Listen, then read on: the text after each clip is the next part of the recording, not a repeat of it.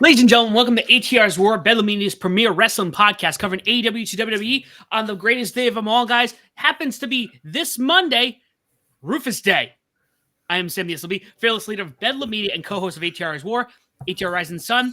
Alongside me today is the man behind X, wrestling voice and reason, Scott. Oh, man. Once again, it's always a pleasure being a part of this group. And yes, it is a glorious Rusev Day. We'll talk about that in a little bit. But yeah, I am Scott. I am your reigning, defending, undisputed Bedlam Media Pick'em's champion for, I don't know, about a week left. unless I can pull a miracle out of my butt. So who knows if that's going to happen. But yes, my name is Scott. And alongside us as well is the third man, the man in black, my co-host from ATR Rising Sun, Ethan. Mr. Venom in the bank. For one more week. Yeah, if I win, I have to vacate it. That's true. Oh, yeah, I forgot about that. Anyway. Yes, we are close to it. Wow. Excellent. Sorry. All right, I totally forgot what I was going to say. Let's just move on. Let's kick off with some topics, boys. Let's kick it off, guys. We have, and we were just talking about this, as of the time you guys are listening to this, the day this drops, we have one more ATR. Now, actually, technically, wouldn't that mean next week's Go Home Week? Next week is Go Home Week, everyone. WrestleMania 41 is upon us. The final sleep. Well, not the really the final sleep, but the final with the week. Final bus. Week maybe. Sleep. Guys, don't forget to like, share, subscribe. Follow us on YouTube, Facebook, Instagram, particularly YouTube, guys. We're going to have a lot of content coming out. So we got some Mania topics, but first and foremost, I had to start off with this wonderful introduction because on a glorious day like Rusev Day, we knew it was going to happen. We didn't know when it was going to happen. That's right, folks.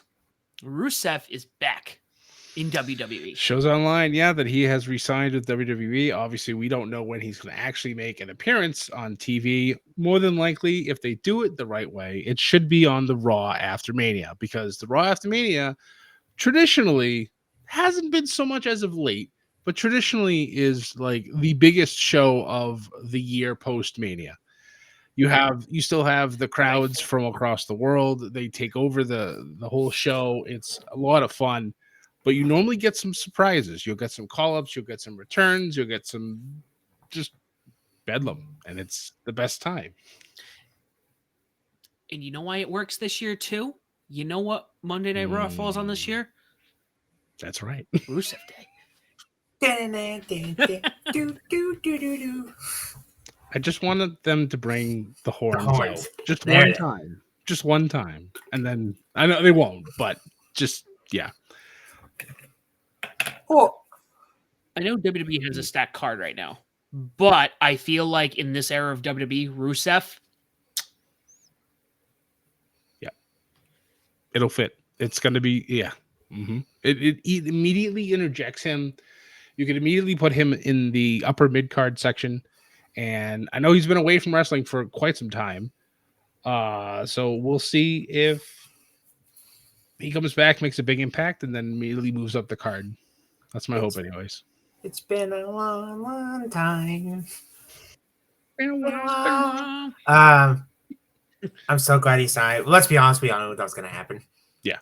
And right quick before I just gotta go off the Rusev thing for a second. Ray Phoenix is debuting this Friday.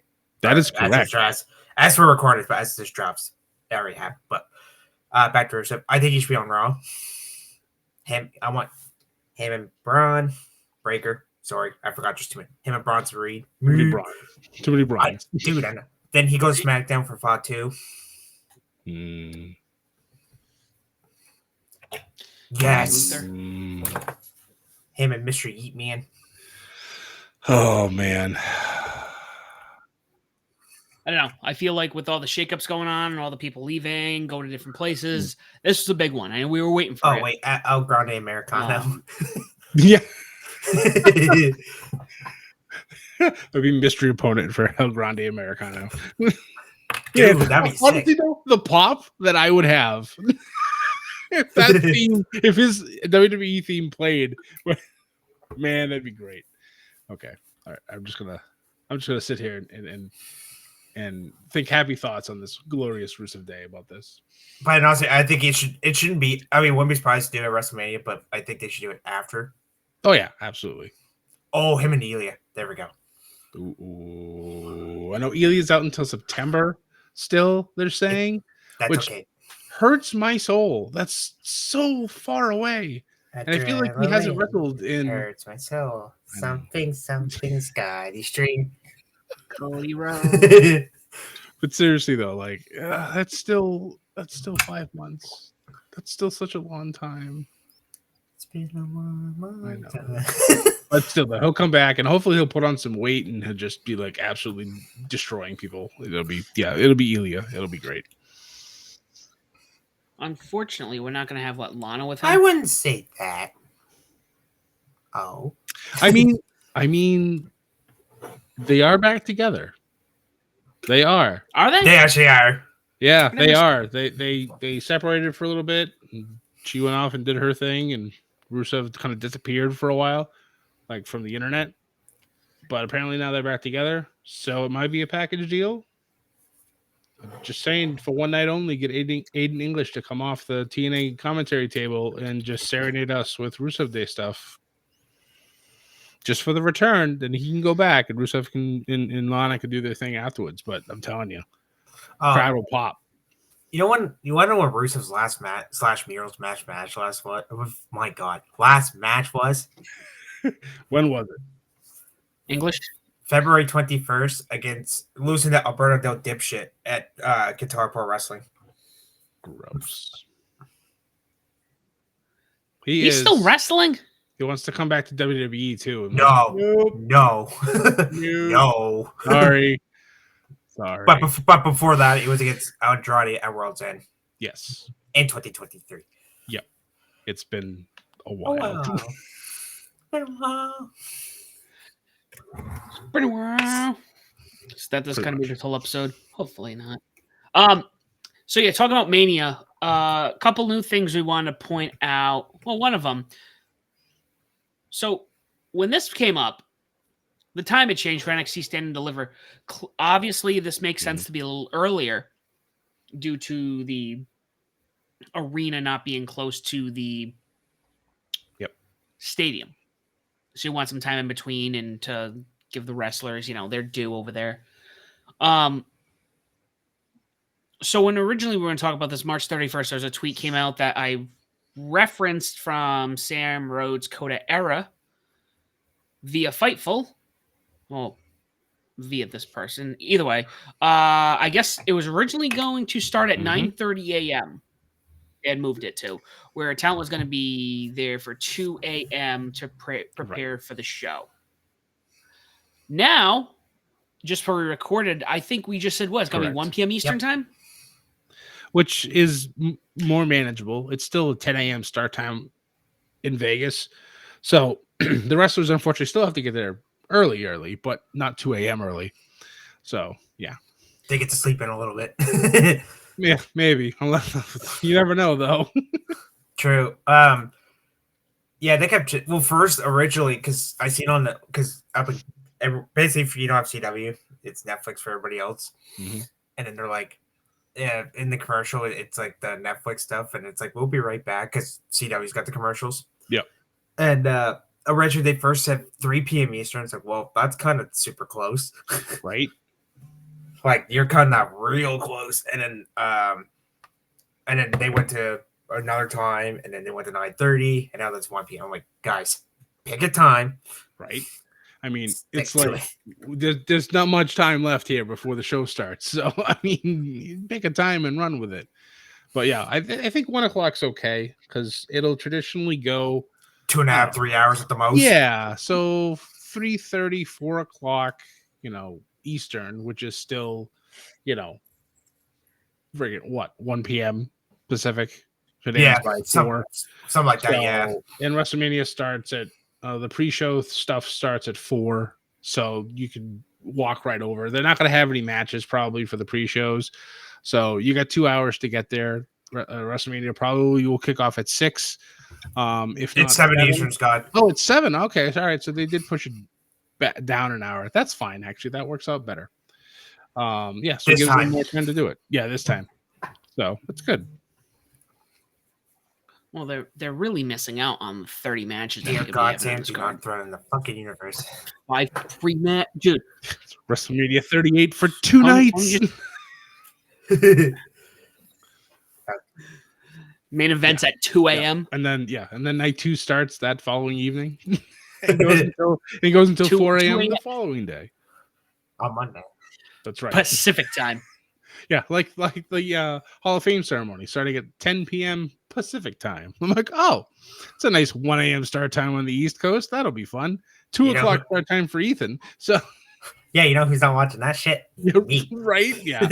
I don't think so. I'm probably gonna go to bed myself. So it's too bad though. I wanted to see Triple H's stuff. Maybe I'll stay up for the first one to see like what they did with Paul Heyman last year. They have Triple H comes out first. That'll be great. I'll watch his shtick and then it'll be night time. So I'm glad Scott brought that. Let's ask myself to right to the pillow. Guys, don't get Kenta all riled up. Come on. Oh, sorry. Speaking of the Hall of Fame, what do you guys think of the match? And they're calling them immoral moments. Yeah. Slash matches. What do you guys think of it? Go ahead, Sam. So it's funny. The last time we started talking about Hall of Fame stuff, I was like, man, it's just before you know it, they're going to start putting in these matches or these storylines. Literally was just thinking it. Because in reality, there's going to be a point. Yeah, that we have a plethora of wrestlers. But not everyone's Hall of Fame worthy. It's true. That's why it's the Hall of Fame. No, it's true. I'm still waiting for them to actually build an actual Hall of Fame in the U.S. somewhere. I think Orlando would be great because that's kind of where they're big, so NXT's there. So it's kind of their development. So that would be a good place to have all that stuff built. I know there's the one in Saudi Arabia, but that's over there. We need one over here too. I think you do that. Yeah, you either do that or you do, and I keep saying this, I think this would be cool. It would be ideally you could maximize your potential here in your investment is if you went like a casino route, hotel resort, where you could have all the wrestling stuff all in like, maybe different. If you went resort like in Orlando, like they do it like the Disney resort, you could have different like themes. Like here's the Attitude Era, and here's like the Golden Age, stuff like that. Or you just do you go to Vegas and do a casino. You could put how many rooms in a building, and then you just put stuff throughout there, and then you can have an actual museum within. So the stuff you don't want in the Hall of Fame, you can kind of like do like a Hard Rock Cafe kind of deal. But yeah, I was thinking at some point, I'm like, you're gonna have to because there's just stuff that is something else I was thinking about because we were talking about this. And I was thinking about it this past week. Trust me, this has to do with what we're talking about. So, when I started watching wrestling, it was Ruthless Aggression era. Ethan, I'm assuming you probably watched it around that time, if not shortly after that. We didn't have a lot to go back to. Not to say there was nothing let's see 70s. Not that there was nothing pre-70s, but everything that mattered in a sense, was from like 70 onward, especially when you got into the 80s and the 90s. So there was only a couple of decades of stuff, the Monday Night Wars, the Golden Age, the Manias, if you want to get really nerdy, all the stuff, the territories. We have all that knowledge. We've seen this stuff over and over again. Now you talk about younger generations. They're being born now. And in 10 years' time, you're not just looking at Ruthless Aggression, Attitude, Golden Age, everything prior. Now you're looking at everything up until this, now. And now you have to put in the fact that, AEW exists. Just to use that because whether AEW stays separate or not from WWE, this was pivotal to having WWE change. So you have all that. You have the PG era. You have the Vince era. You have all this other stuff that has happened. And it's going to be so much more difficult for them. There's going to be so much content. Where do you start? For us, we knew. It was like, yeah, you just kind of watch, if you wanted, watch when WrestleMania started or just before Mania started, when Vince took over, forward. And then, hey, we're in the early 2000s, and now you're going to be like 2020s, 2030s, 2040s. You have 60 years of content. So my thought was at some point, I'm like, there's just stuff that is legacy. There's stuff that's just iconic. What we've chosen here, Bret Hart and Stone Cold. WrestleMania 13. It'd be interesting to see going like 20 years in the future and looking back at the Thunderdome era during COVID. I think that'd be really neat to see what the younger generation would think of it going through, well, not going through a pandemic, but seeing how entertainment was back then. I think that'd be really interesting. Yeah. That's my thoughts. Yeah. Going off of that. But no, that's going to be fascinating. Because even now, we're back to where we were. Those stadiums. And actually, it's even bigger, to be honest with you. We got the stadiums, and we have this whole... I went to Mania 33. And Mania 33 was great. You went to 32, and you had a blast there. But we did 40, and I'm like, this is like unprecedented. You couldn't not do anything. You had to be at Access, or whatever they call it now. You had to do SmackDown. You had to do Raw. You had to do the Hall of Fame ceremony. There's so much to do.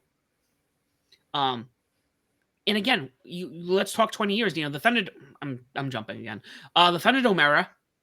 Yeah, you look back at that Mania where Vince McMahon comes out, or is it Stephanie? We're about to do something that's extremely unprecedented for our current time. It was Vince, So it will be fascinating. But also in 20 years' time, the tribal chief is going to be something of legend. Very true.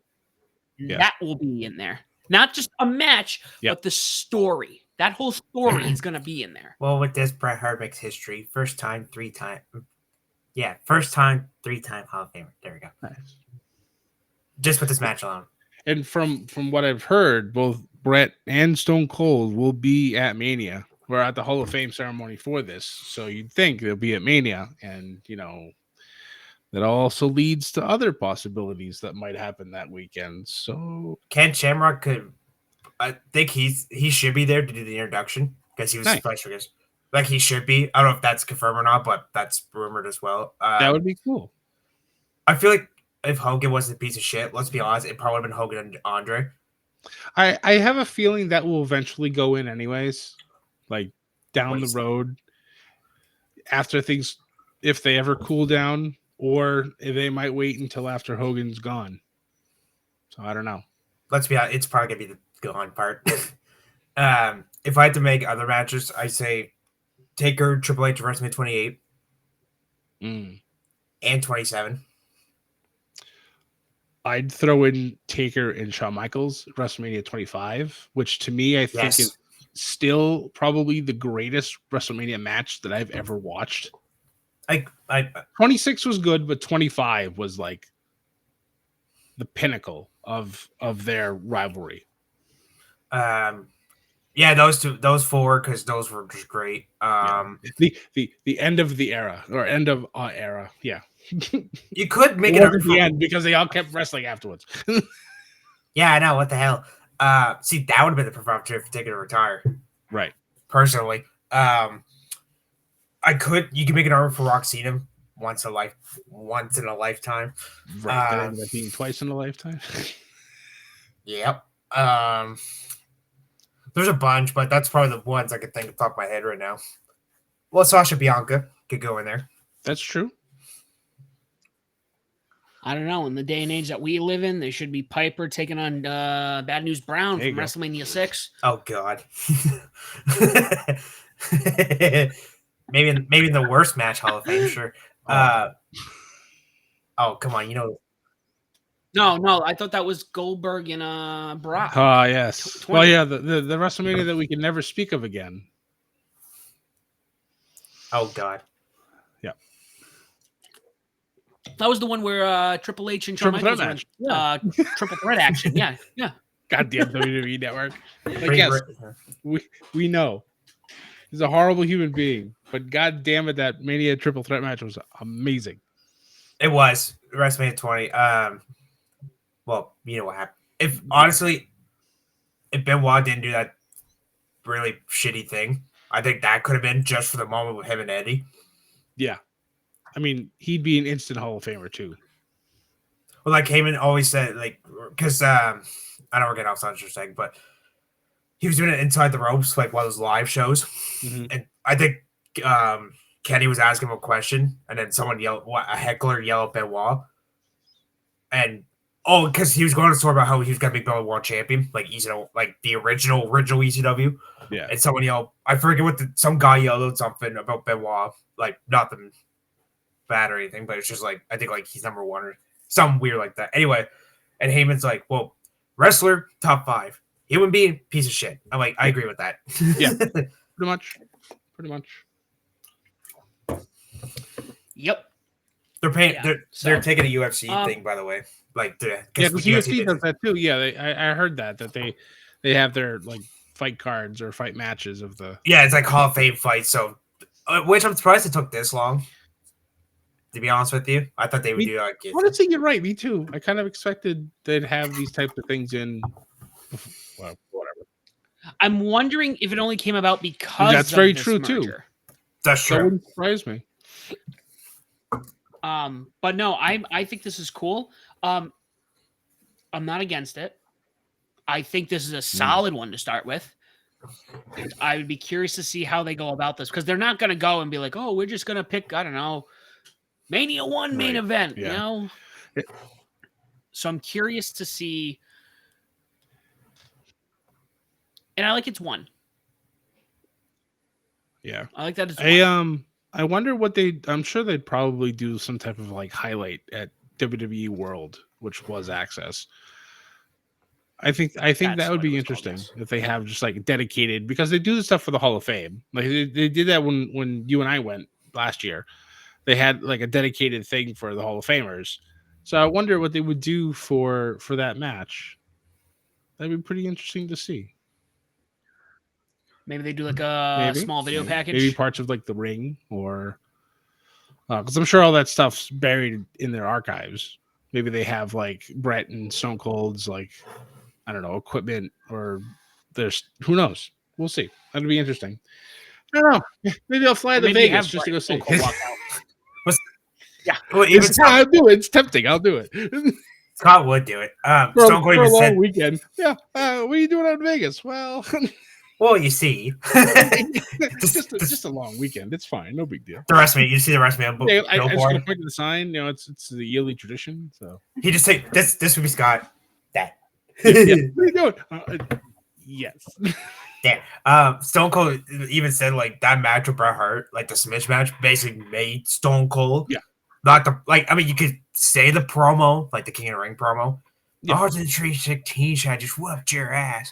Yep. But I think the WrestleMania match. I mean, I was only like 2 months old when that match happened.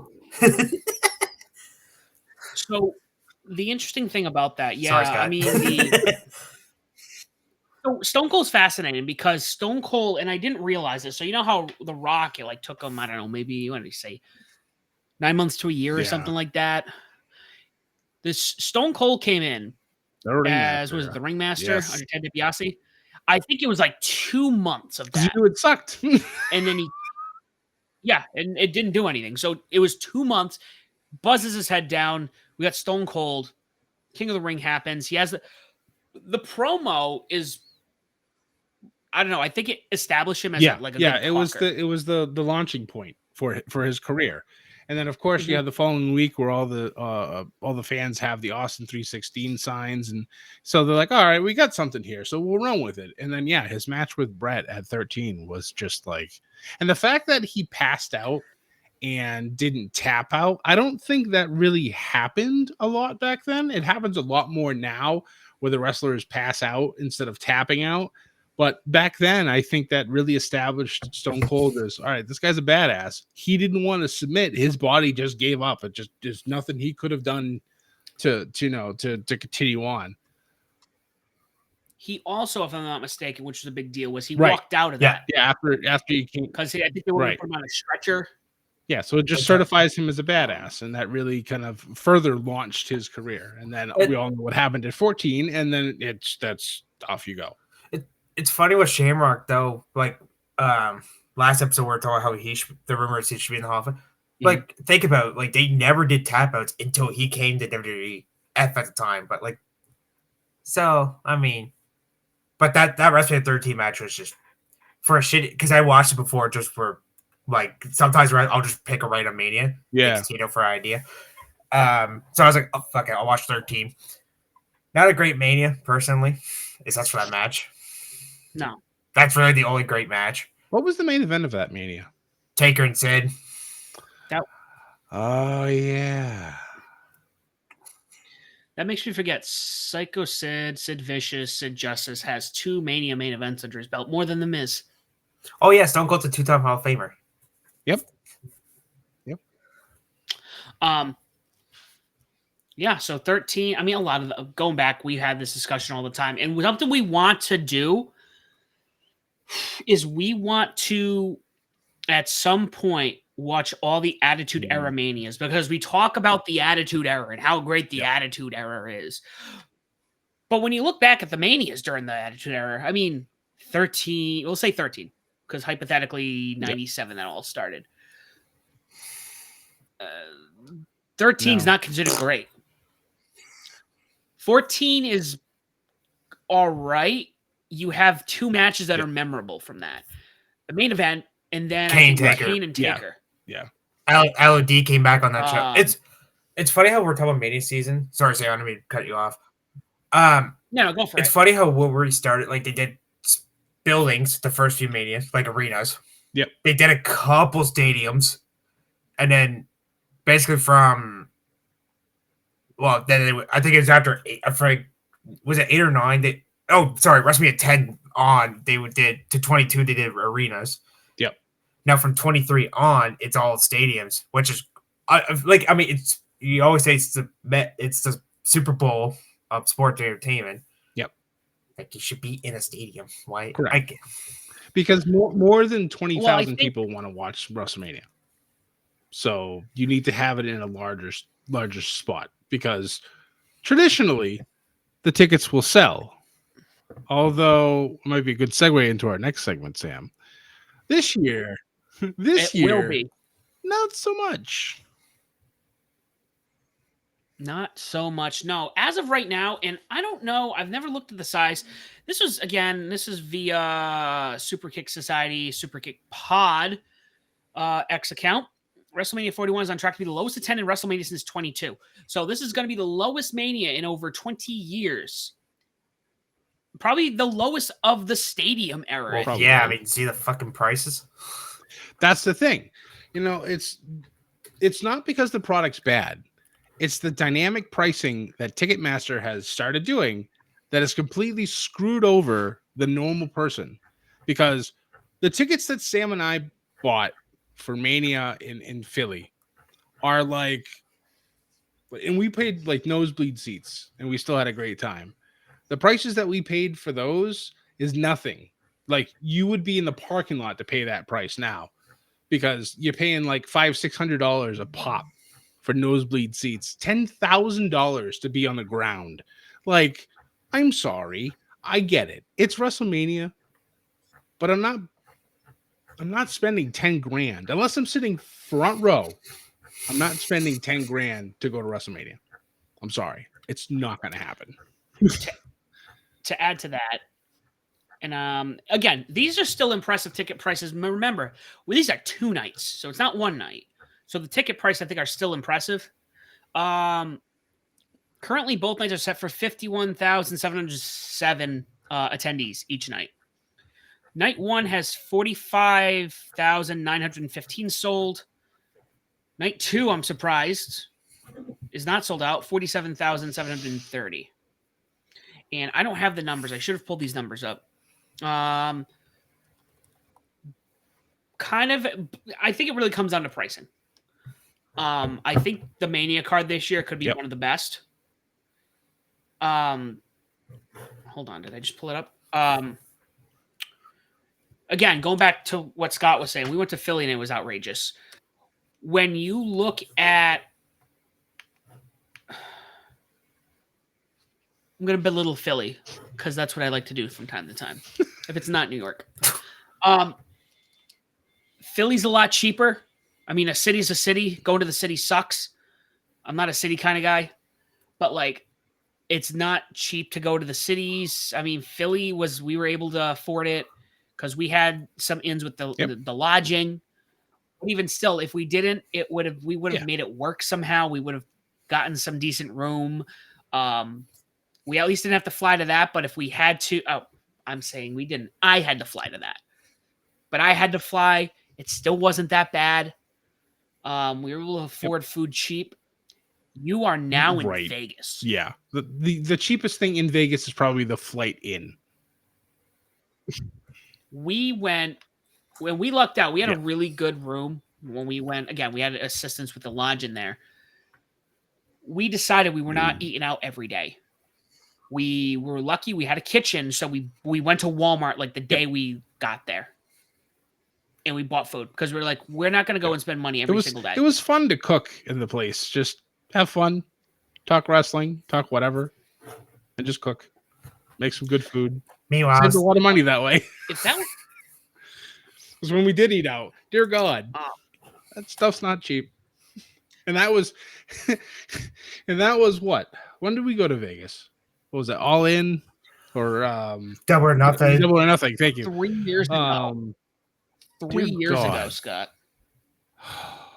It's insane. Also, recently, I think might have been last Friday. I think is either 8 or 9 years since we met. Mm-hmm. Yep. It's a good time. It was Scott and I. Look, we're hitting our 5-year here next year. We're going to have the Scott and Sam 10-year anniversary. We're going to have our own festival wait of a friendship. minute, wait a minute. There's any lists? There's any lists? I'm in trouble. I look behind me. I don't want anybody to hit me with a chair. Why is my name on the list? I know. So anyways, going back to what we were talking about. So WrestleMania 23 happened at Ford Field in Detroit. You know what we should do? I got a few idea. WrestleMania ranking video. Done. Oh, we have to go through all the manias. There's a chunk of manias I haven't seen. But attendance for 23, just so we get a picture here, 74,287.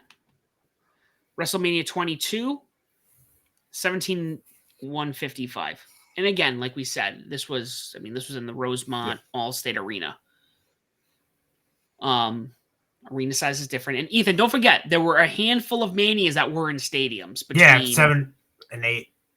Yeah, 9. Caesar's Palace. 6? Yep.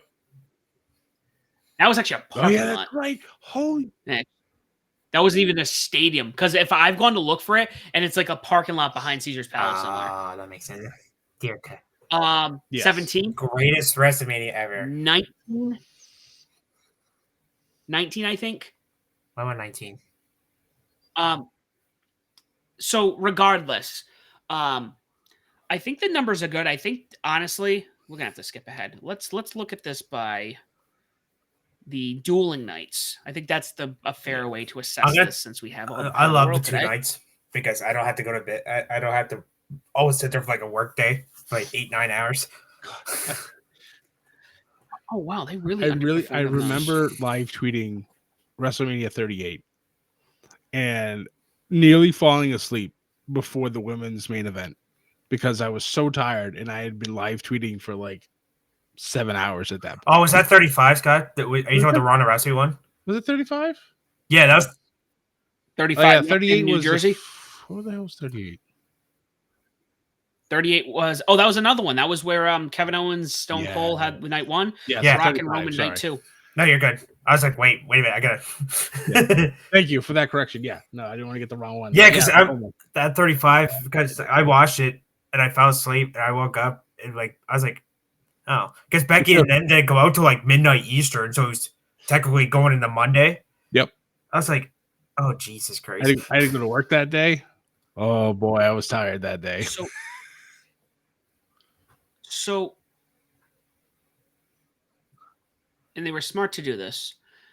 Even if we're talking about double manias, it is currently the lowest selling by almost 20,000. Not surprising, if I'm being honest. However, you cut out 36. Right. Thunderdome. 37 was in Raymond James in Tampa. We cut that one out because I think they did limited tickets. The ticket count is like 18,000 night one, 18. Yeah, they could go up to 25,000 people. Yeah, and they were like you would sit like one every like 3 or 4 seats. Yeah, you had to start. Yeah, I remember that first night they had to delay by because I guess they had the rainstorm. I still remember the picture of Samoa Joe in the poncho. And just that was burned into my memory forever. I was just like, ugh, that was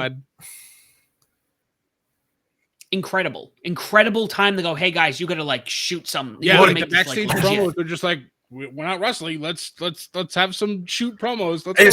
It was funny because Lashley or Drew Williams said on Chris Van Vliet's interview that they're like, because I think Chris asked him about it, and they're like, Lashley, oh no, it was Drew. He was like, I was about to go tell Lashley, let's just have a shoot. Let's just start throwing hands until our match to get the backstage fight. Like that lead up to fun. That. Stuff like that. But hey, Bloodsport backstage.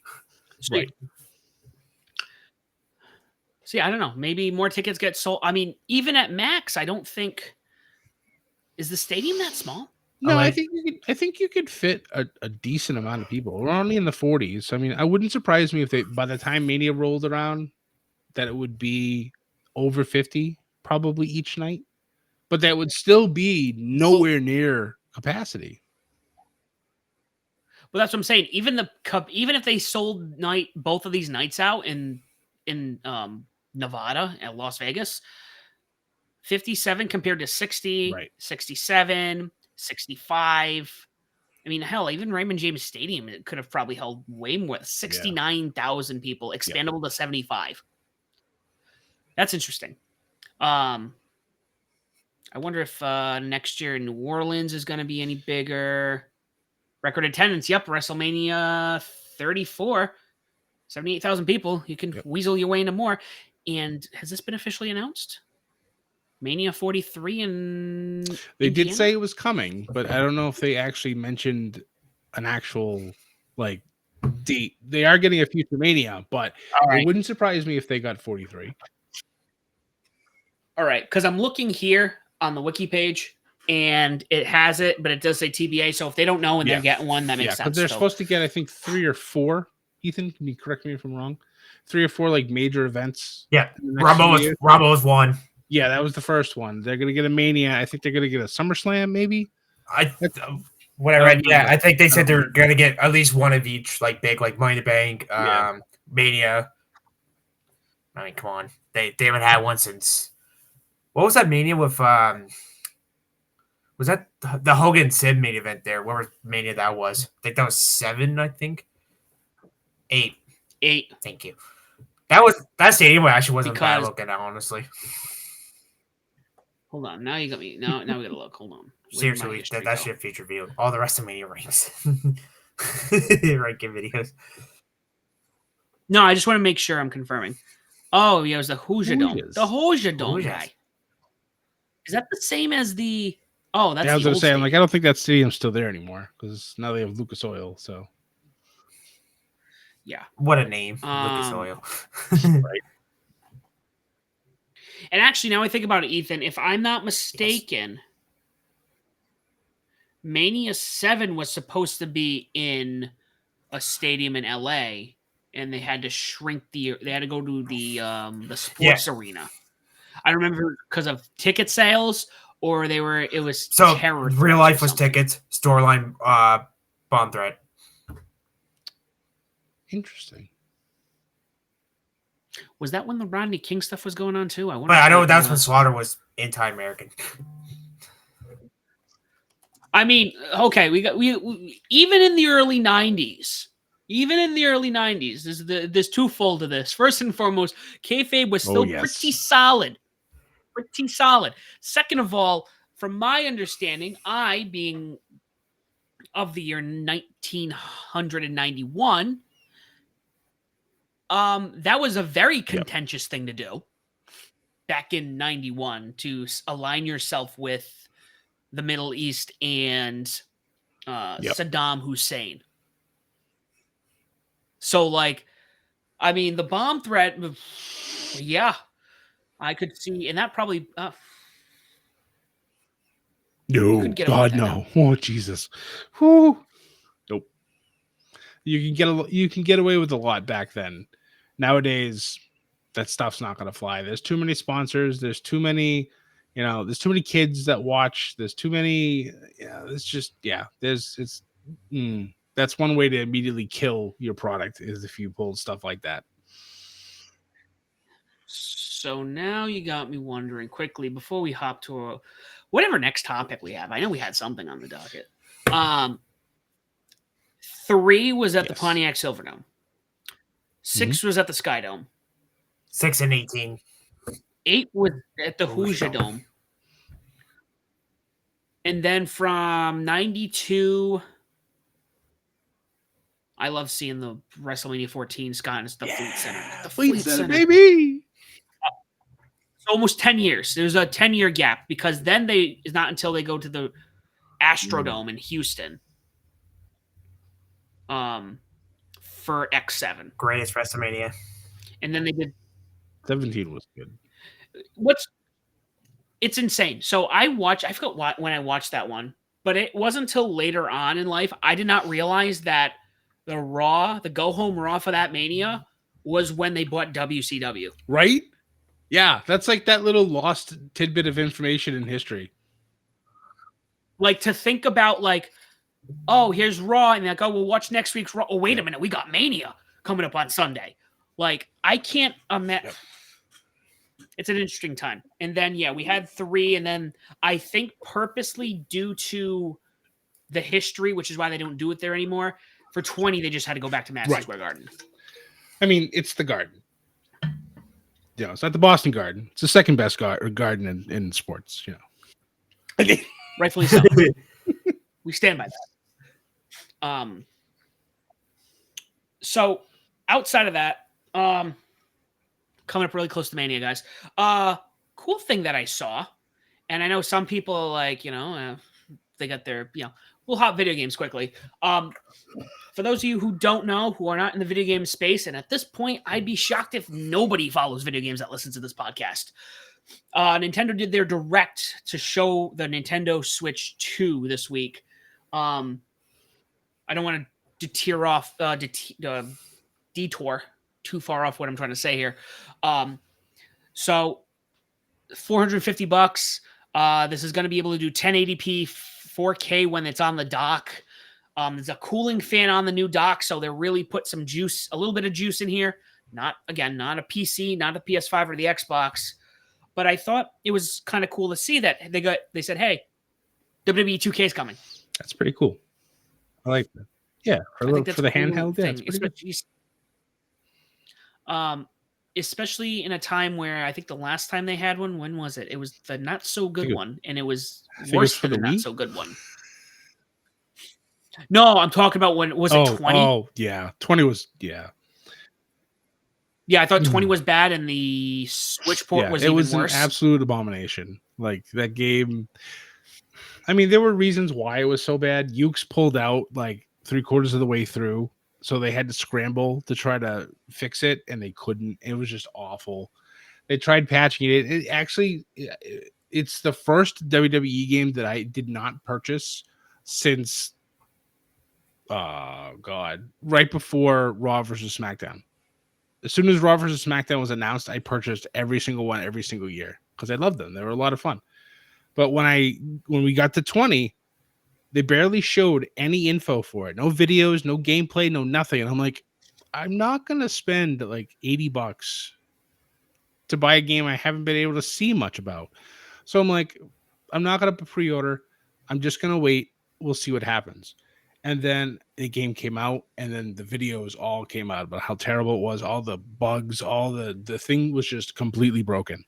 It's like, why bother at that point? You should have just continued pumping up 19, which was a solid game on its own right, and just let that run until 21.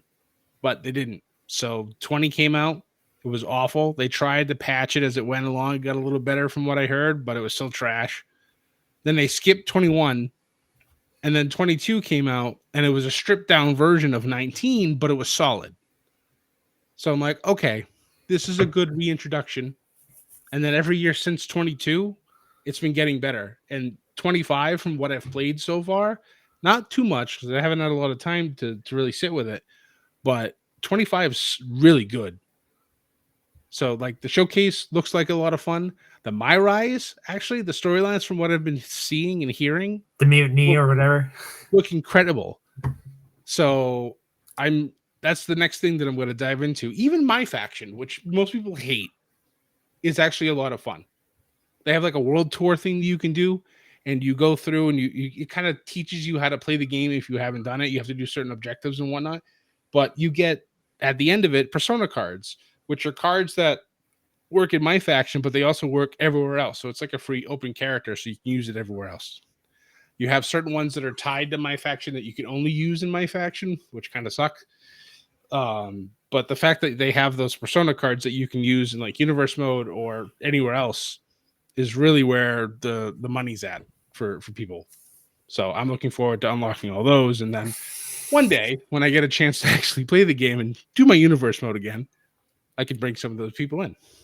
I remember they didn't do 21 because 2K20 sucked ass.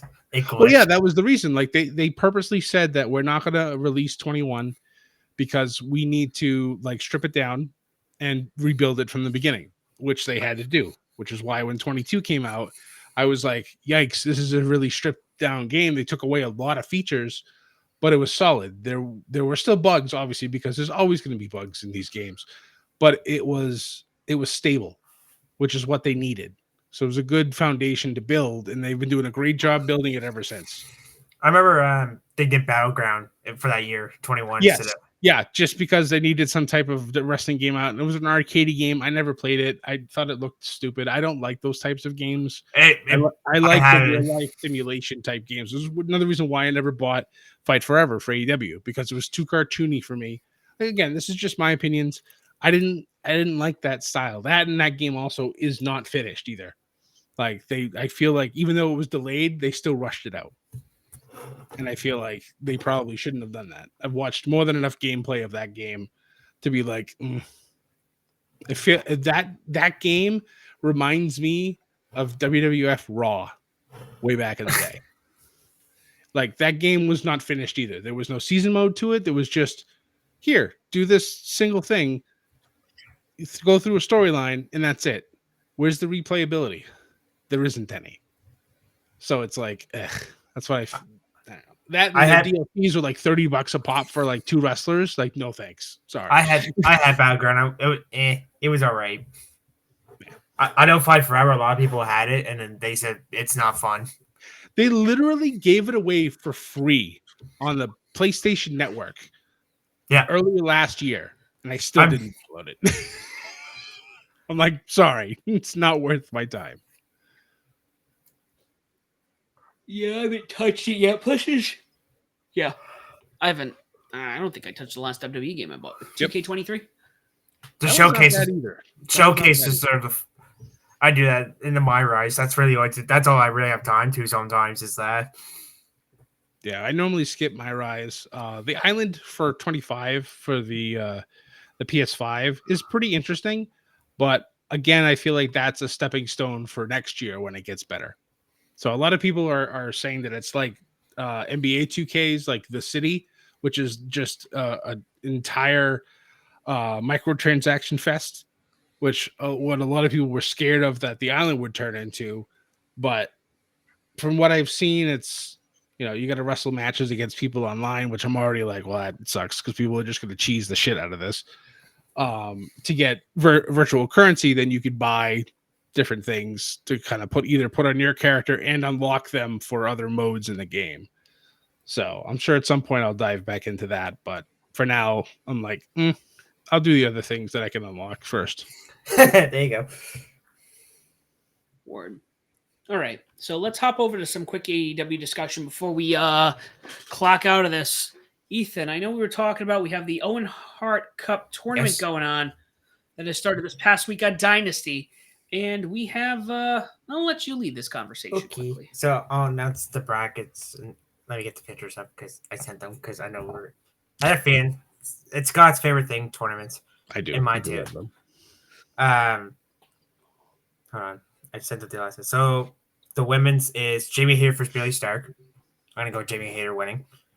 Thunder Rosa for Chris Statlander. Tough one. I'm gonna go Statlander.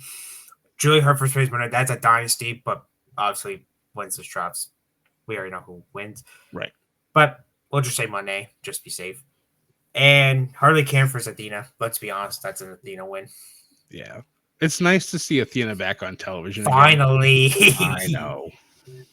For the women and for the men's, Will Ospreay Kevin Knight, it's a dynasty, but by the time the drops, we know who wins. Kevin Knight is actually the replace for Jay White because Jay White actually has a legit injury. I did see that. Yeah. And storyline, I think this is the Death Riders. That makes sense. That makes sense. Yeah. Which sucks because I actually thought Jay White was good. But yeah. Brody King versus Kenosuke Takeshita. Go with Takeshita. Love you, Brody King, but let's be honest, it's Takeshita. Yep. Mark Briscoe, Kyle Fletcher. Kyle Fletcher's probably winning that. And these are my predictions, but I don't know who actually wins. And him and Paige for wild card. I got 2 picks for the wild card. I'm going to see your MJF or Josh Alexander. Overall winner, I'm going to go with Ospreay. For the women's, Jamie Hayter. All right. Could we have another Hangman Swerve match? Nope, that won't work. Yeah, I don't see the wild card losing, especially if it's a big debut. Like Ethan said, if it's Josh Alexander, I expect him to win that first match. Just based on, and if you want to talk about that, you could have Swerve come out and screw Hangman. Then that'll lead to a match for them down the road again. I'm glad we're kind of going down that road. I know obviously I'm still behind in AEW, so I'm trying to catch up. But apparently there was some magic that happened on this past Wednesday's edition of Dynamite between those two, which always makes me happy because I thought that those two always brought the best out of each other. So once I get there, I'll be like, okay, this will be good. So you broke my house. You burned my house down. Stuff. I know. Heyman's like, what? But because we're recording for Dynasty, but again, this will drop after Dynasty. So Swerve may or may not be the world champion. Please, for the love of God, yes. That's true. So I can't see Swerve being in there. I mean, I wish if he wasn't for the world title, I definitely would have saw him in here. I remember when they first started. I remember that they in 2022 they did the qualifiers. Yes. I still count them as first round personally because when they showed the bracket, it literally showed all 16, and then they were like. After each person qualified, like, okay, here's the next. But I mean, because it's starting to die and it's over double or nothing. So, because all ends in July, right? This year, so yes, that's probably why. But I'm pretty excited for it. That men's is pretty stacked, honestly. Yeah. Most stacked, honestly. Last year's was pretty good. Poor Kojima, Hogan Punk, and then Ding Dong. That was 2 years ago. Sorry, that was 2 years ago. Danielson won it. It's funny. Out of the men's, everybody's debuting for the first time. It says for Hangman. So it's good to see that. And for the Woods, that's it. Oh, go ahead, Scott. Just to throw this out there, do you think you brought up his name? Do you think we see Bryan Danielson at all, maybe a dynasty, and screw Moxley out of the title? Yes, I hope so. Be nice to see him come back. I know he's not retired, but I think it'd be cool to see him come back and take out Mox, and then maybe have them have their own fight down the road. Texas Deathmatch. Oh jeez. And literal Texas. Right. God. But by the way, early start time for All In Texas. By the way, nice. It's good. Yep, we'll be going to bed early. We will be going to bed early for that. We will talk about that later on. But guys, Ethan, before we head out, tell people where they can find you again and follow you at. Just joking. Wrestling_fan_9 for Twitter. Obviously the ATR stuff for the Japan stuff. Japan champion. Gotta keep that round joke going. And you can find me at bodysim.net, pwmedia.com, and basically any wrestling site that's not Fightful. No offense, Fightful. So yeah, and you can follow me on here. Your turn. Oh, drop my phone. Scott. You can find me pretty much everywhere as Scotty J Stream online. I am the North American champion, I guess, for X. Doing all the tweets for that. And yeah, I'm still trying to figure out what I want to do next when it comes to the interview series, the Catch a View from Above the Ring. So I have a short list. We'll see if I can get another person down and have another interview. So yeah, stuff to look forward to. Content.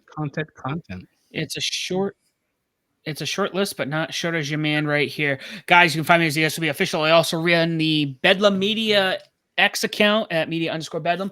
Find us on Facebook, Instagram, and YouTube. Don't forget to follow us on YouTube.